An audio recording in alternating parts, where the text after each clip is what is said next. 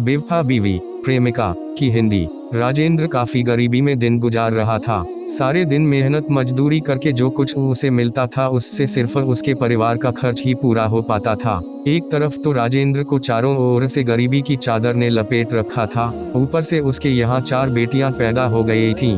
गुजरते वक्त के साथ साथ बेटियां जवानी की दहलीज पर पैर रख चुकी थीं, लेकिन पैसे के अभाव में वह अपनी एक भी बेटी के हाथ पीले नहीं कर सका था। गरीबी की बैसाखियां थामे राजेंद्र इस बात को अच्छी तरह से जानता था कि अगर उसे अपनी बच्चियों की शादी करनी है तो उसे ढेर सारी दौलत चाहिए, जो उसके पास थी नहीं। राजेंद्र को रात दिन अपनी बेटियों की शादी की चिंता घेरे रहती थी। वह सेठ राजा राम के यहाँ माल ढोने का काम करता था। एक दिन उसने सोचा कि वह अपने मालिक से इस विषय में बात करे, शायद वह उसकी मदद कर दे। राजा राम की उम्र लगभग 50 वर्ष की थी। वह शक्ल से काफी भदा लगता था, मगर उसकी दौलत ने उसके इस भदेपन को ढक रखा था। राजेंद्र उसके ऑफिस में आया और झुककर उसका अभिनंदन किया। राजा राम ने चेहरा उठाकर उसकी ओर देखते हुए कहा, कहो राजेंद्र, कैसे आना हुआ? मालिक बोलो, आपके पास एक आशा लेकर आया था। राजेंद्र ने कहा, आपकी मदद से एक गरीब का भला हो जाएगा, कुछ बताओ तो सही राजेंद्र। मालिक राजेंद्र ने कहा, मुझ भाग्य की 4 बेटियां हैं और सभी जवान हो रही हैं।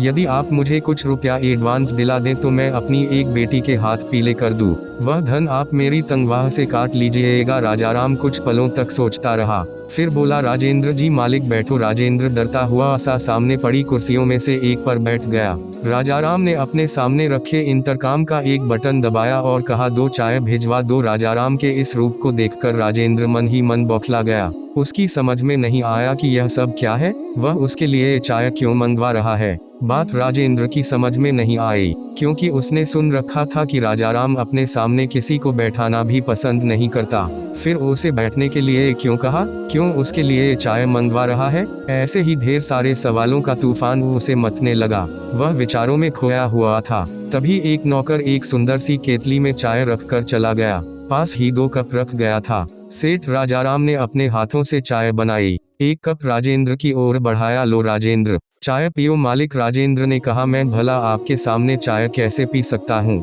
कहाँ राजा भोज और कहाँ गंगू तेली? यह आप क्या कर रहे हैं? आपके पास अपनी एक छोटी सी दरख्वास्त लेकर आया हूँ। आपके लिए यह कोई बड़ी बात नहीं है। राजेंद्र जी मालिक तुम बेफिक्र होकर चाय पियो। राजा राम ने कहा, बाद में हम उस विषय में बातें करेंगे। डरते डरते राजेंद्र चाय पीने लगा। ट्रे में बिस्किट्स रखे थे, मगर उसने उनमें से कोई बिस्कुट उठाया नहीं। उसने अपने जीवन में कभी यह नहीं सोचा था कि वह एक दिन सेठ राजा राम के साथ बैठकर चाय भी पी सकता है, जिसके कई मिल हैं और न जाने कितने किस्म के व्यापार हैं। चक्कर उसकी समझ में नहीं आया। एक बार उसने यह अवश्य सोचा था कि कहीं ऐसा न हो कि सेठ राजा राम, जो कि विधुर है, अपने साथ उसकी बेटी का विवाह करना चाहता हो, लेकिन अपने इस ख्याल को उसने अपने दिल से निकाल दिया। भला उसके ऐसे भाग्य कहाँ कि जो उसकी बेटी इतने बड़े घर में चली जाए। इसी पसोपेश में उसने चाय का कप खाली करके वापस ट्रे में रख दिया। राजा राम ने भी चाय समाप्त कर ली थी। उसके बाद राजा राम ने राजेंद्र की ओर मुखातिब होते हुए कहा, राजेंद्र जी मालिक, शायद आप यह जानते होंगे कि गत वर्ष हमारी पत्नी का स्वर्गवास हो गया था। राजा राम ने बात प्रारंभ करते हुए कहा,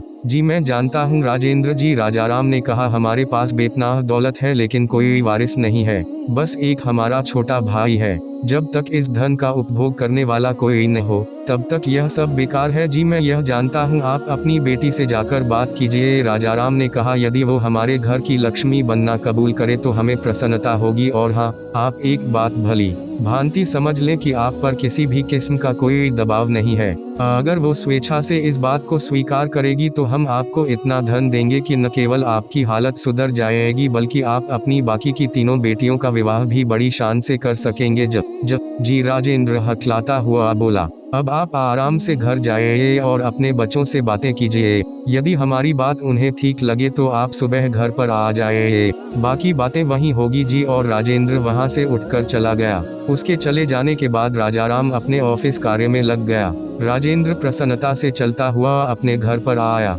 उसने आते ही अपनी पत्नी से वह सब बातें कह दी जो राजा राम ने उससे कही थीं। राजा राम की तरह उसकी पत्नी भी प्रसन्न हुई। उसे लगा कि उनके मुसीबत के दिन खत्म हो गए हैं। लेकिन अगले ही क्षण उसने कहा अलका से तो पूछ लो, बुलाओ उसे। अलका को उन्होंने वहीं बुला लिया। वही उनकी सबसे बड़ी बेटी थी। अलका की मां ने उससे कहा, बेटी आज तेरे लिए मिल मालिक सेठ राजाराम का पैगाम आया है। उसकी उम्र जरूर ज्यादा है, लेकिन जिन लोगों के पास धन होता है वो कभी बूढ़े नहीं होते। फिर भी उन्होंने यह कहा है कि आप लोग अपनी बेटी से पूछ लें। हाँ, मैं अपनी ओर से यह कहूंगी कि यदि तुम उनके साथ शादी की हाँ कर लोगी तो न केवल हमारे दिन फिर जाएंगे, बल्कि तुम्हारी बाकी तीनों बहनों के भी रिश्ते समय से और अच्छे परिवारों में हो सकेंगे। आप यह बेवफा बीवी की कहानी लोग हिंदी पर पढ़ रहे हैं जी, तुम खूब अच्छी तरह से सोच लो, हमें सुबह बता देना। माँ ने काफी प्यार भरे अंदाज में कहा। मम्मी हाँ बोलो बेटी, इसमें सोचना क्या है। अलका ने कहा, यदि मैं सेठ राजाराम से शादी कर लूं और उसकी पत्नी बन जाऊं तो निश्चित ही हमारे परिवार की दरिद्रता दूर हो जाएगी। इसमें मुझे कोई ऐतराज नहीं है। अपने परिवार की खातिर मैं यह बलिदान देने के लिए तैयार हूँ। राजेंद्र और उसकी पत्नी ने बलिदान शब्द पर ध्यान ही नहीं दिया। वे दोनों बेटी की स्वीकृति पाकर प्रसन्न हो गए। उनकी आंखों के सामने तो नोटों का ढेर घूम गया था। अगले दिन राजेंद्र सुबह 9 बजे सेठ राजाराम की कोठी पर पहुंचा। द्वारपाल ने उसे अंदर जाने से नहीं रोका। वह जानता था कि वह सेठ जी के यहाँ काम करता है और किसी काम से आया होगा। वह लॉन की ओर बढ़ गया। सेठ राजाराम लॉन में बैठा चाय पी रहा था। उसके हाथ में सुबह का समाचार पत्र था। उसके पास पहुंचकर राजेंद्र ने नमस्ते की।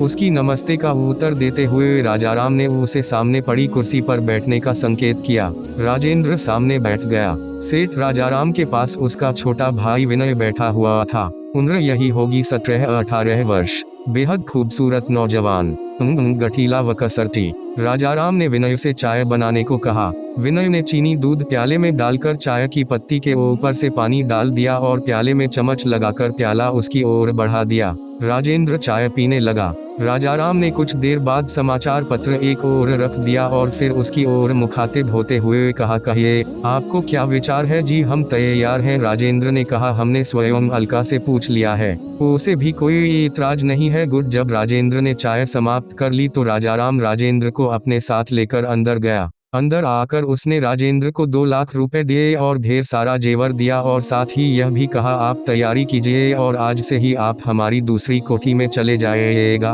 वह खाली पड़ी है। सेठ जी यह सब कुछ मैं कैसे लूं? राजेंद्र ने कहा, मैं बेटी वाला हूं, बेटी वाले लेते नहीं देते हैं, आप चिंता न कीजिए। राजाराम ने कहा, आप ऐसा कुछ मत सोचिए, मेरे पास अथाह दौलत है, इसमें 2, 4 या 10-20 लाख निकलने से कोई फर्क नहीं पड़ता जी, आप आराम से अपनी तैयारी कीजिए। हमारे नौकर आज ही आप लोगों को हमारी दूसरी कोठी में पहुंचा देंगे। कोठी पर आवश्यकता की हर चीज आपको मौजूद मिलेगी। बाकी 2-4 लाख रुपए कल आपके यहाँ पहुंच जाएंगे। सेठ राजाराम का श्वशुर बनने लायक आप अपने आप को बनाइए, पैसे की कोई चिंता मत कीजिए। जब जी। और हाँ, राजाराम ने कहा, अब आपको फैक्ट्री जाने की आवश्यकता नहीं है, आराम से रहिए, दिल खोलकर पैसा खर्च कीजिए। राजेंद्र मन ही मन अत्यधिक प्रसन्न था। उसने अपने जीवन में इस कभी स्वप्न में भी एक साथ नहीं देखा था। 2 लाख रुपए बैग में, ऊपर से जेवर। वह मन ही मन सोच रहा था कि घर जाकर इन नोटों को एक बार जी भर कर देखूंगा। कभी कभी वह सोचता था कि कहीं इतने नोटों को एक साथ से उसका हार्ट फेल न हो जाए।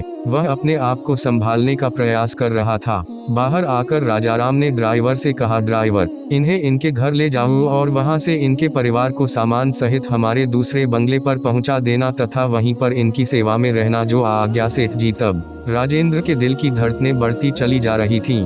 उसे लगा यह सब स्वप्न है, हकीकत से इसका कोई संबंध नहीं है। राजेंद्र ने अपनी उंगली दांत के नीचे देकर दबाई। दर्द हुआ तो वह समझ गया कि यह स्वप्न नहीं बल्कि हकीकत ही है। ड्राइवर ने गाड़ी के पीछे का द्वार खोला और राजेंद्र पीछे वाली सीट पर बैठ गया। ड्राइवर ने द्वार बंद किया और फिर गाड़ी स्टार्ट करके चल दिया। राजेंद्र ने ड्राइवर को अपने घर का पता बता दिया था। राजेंद्र का तो जैसे भाग्य ही बदल गया था। तभी तो कहते हैं, स्त्रियः चरित्रं पुरुषस्य भाग्योन दैवो न जानाति कुतो मनुष्यः, अर्थात स्त्री के चरित्र और पुरुष के भाग्य के विषय में तो देवता भी नहीं जानते, फिर मनुष्य कैसे जान सकता है। ड्राइवर ने राजेंद्र को ले जाकर उसके द्वार पर उतार दिया। राजेंद्र बैग लेकर अंदर गया। उसकी पत्नी उसका इंतजार कर रही थी। उसके हाथ में बैग देखकर बोली, इसमें क्या है, आओ दिखाता हूँ। और उसने अंदर जाकर उस बैग को एक पुरानी सी मेज पर रखा और खोल दिया। बैग में 100 के नोटों की गड्डियां लगी पड़ी थीं। एक और कोने में जेवर पड़े थे।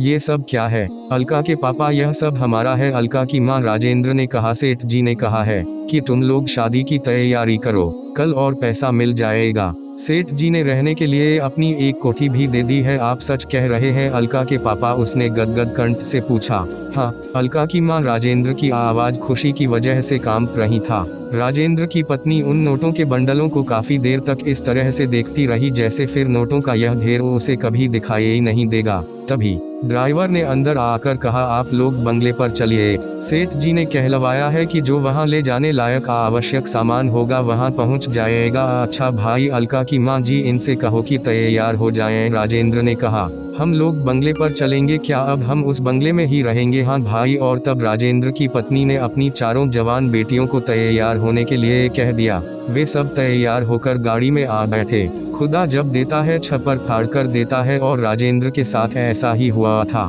ड्राइवर ने उन लोगों को लाकर सेठ के बंगले पर छोड़ दिया और वहीं पर रुक गया। दूसरे नौकर राजाराम का आवश्यक सामान उठा लाए। राजेंद्र की पत्नी और लड़कियां पागलों की भांति महलनुमा बंगले को देख रही थीं। उनमें से किसी को भी यह विश्वास नहीं हो पा रहा था कि यह सब सच है। उनकी नज़र में यह सब स्वप्न था। तभी वहां एक आदमी आ गया। उसने राजेंद्र को 2-3 दुकानों के पते बताए और कहा, इन दुकानों से आप लोग आवश्यकता की सब चीजें जितनी आवश्यकता हो खरीद लें। सेठ जी ने फोन कर दिए हैं। अच्छा भाई। और इस तरह से 3-4 दिन तक वे खरीदारी करते रहे।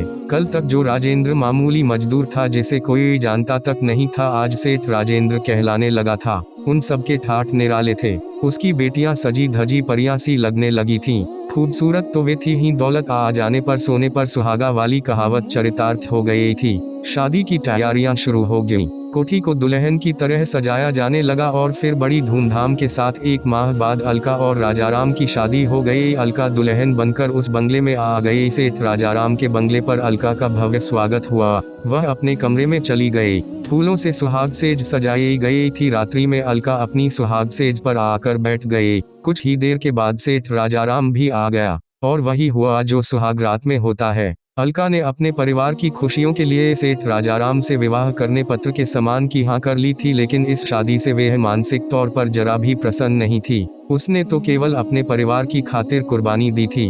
उसकी नज़र राजाराम के भाई विनय पर थी, जिसे राजाराम अपने पुत्र के समान प्यार करता था। सेठ राजाराम जब फैक्ट्री चले जाते थी, अलका विनय के पास आ जाती थी। क्योंकि रिश्ता देवर भाभी का था ही, इसलिए उससे मजाक करने लगती थी। आप यह बेवफा बीवी की कहानी लोक हिंदी पर पढ़ रहे हैं। विनय सामाजिक तौर पर नादान था। उसे लोगों के पास उठने बैठने का पता ही नहीं मिला था। यहाँ तक कि उसकी शिक्षा भी घर पर ही हुई थी। जब अलका उसके साथ छेड़छाड़ करती तो उसे अजीब सा महसूस होता था। शरीर के अंगों में तनाव सा आ जाता था।